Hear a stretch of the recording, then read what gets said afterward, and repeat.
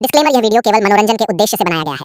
इस वीडियो में दिखाई गई सभी घटनाएं, पात्र, नाम, स्थान और परिस्थितियां पूरी तरह काल्पनिक हैं। इसका किसी भी जीवित या मृत व्यक्ति, स्थान या घटना से कोई संबंध नहीं है। हमारा उद्देश्य किसी की भावना को ठेस पहुंचाना नहीं है।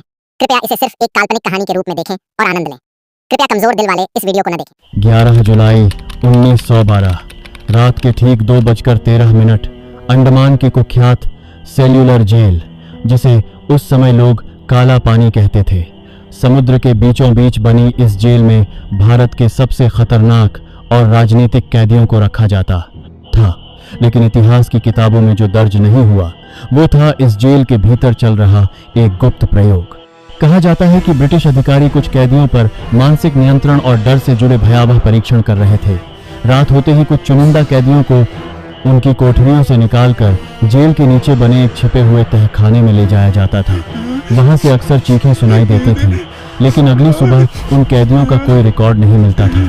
साल 1978 में एक भारतीय पत्रकार आरव मिश्रा ने इस जेल से जुड़ी रहस्यमयी मौतों की जांच शुरू की। उसने पुराने सरकारी दस्तावेजों में एक नाम बार बार देखा, कैदी नंबर 47। रिकॉर्ड्स के अनुसार उस कैदी की मौत 1912 में हो चुकी थी, लेकिन जेल के कुछ मौत आर पड़ते।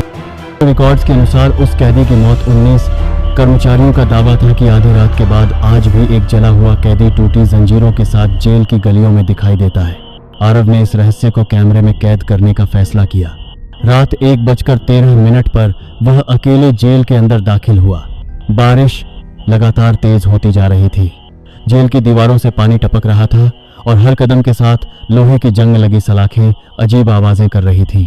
जैसे ही उसकी घड़ी में 2:13 पर पूरा गलियारा अचानक शांत हो गया। उसके रिकॉर्डर में अचानक भारी सांसों की आवाज रिकॉर्ड होने लगी। हालांकि वहां उसके अलावा कोई नहीं था। कुछ सेकंड बाद गलियारे के आखिरी सेल में एक धुंधली आकृति दिखाई दी। एक आधा जला हुआ आदमी जिसकी आंखें पूरी तरह काली थी। उसके हाथों में टूटी हुई जंजीरें लटक रही थी। आरव धीरे धीरे उस आकृति की तरफ बढ़ा, लेकिन जैसे ही उसने टॉर्च की रोशनी सीधे उसके चेहरे पर डाली, वह आकृति अचानक गायब हो गई। उसी पल जेल के नीचे से किसी के जोर से चीखने की आवाज आने लगी। आरव उस आवाज का पीछा करते हुए एक बंद कमरे तक पहुंचा, जहां फर्श के नीचे एक गुप्त दरवाजा छिपा हुआ था। दरवाजा खोलते ही नीचे एक पुराना यातना कक्ष दिखाई दिया।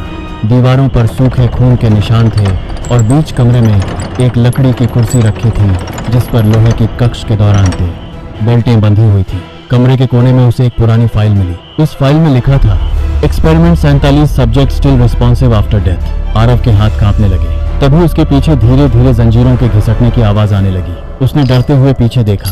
वही कैदी नंबर 47 अब ठीक उसके पीछे खड़ा था।